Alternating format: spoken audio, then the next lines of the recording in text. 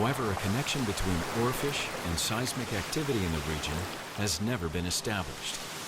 But one man, Dr. Tyson Roberts, a giant oarfish world expert, used this unfortunate opportunity to carry out a systematic study on fresh animals. Wow, so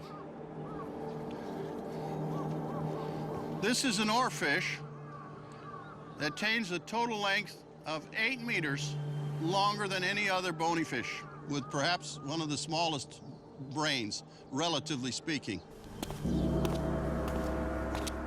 To prove that this record-breaking 26-foot oarfish has the smallest brain for its size among bony fish, Dr. Roberts heads to a veterinary clinic. The Japanese provide him with a magnetic resonance imaging machine, or MRI, which produces images in 2 or 3 dimensions of a living body. Designed for small animals, this veterinarian MRI creates finer images than a human MRI. I'd like to know more about its brain and its glandular system. Oarfish anatomy is basically got nearly all of the organ systems and organs of human anatomy. This really is the first attempt, a concerted attempt, to learn as much about oarfish anatomy as we can. The MRI images confirm the initial hypothesis. The brain is only about 1 inch long, and it's about half the size of the eye. A pea in the head.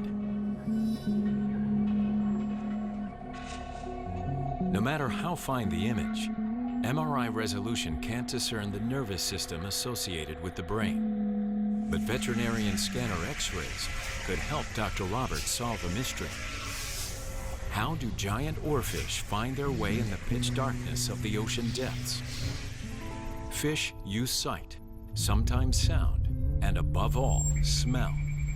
Giant oarfish were thought to have no sense of smell. I've examined now something like 35 specimens of oarfish, and I've never seen a nostril, the external opening of the olfactory organ. Nobody's ever reported nostrils in oarfish, nor have they reported an olfactory organ. With these large oarfish, I found the nostrils. And the nostrils are not on the side of the head. They're at the absolute front of the snout, and they open anteriorly.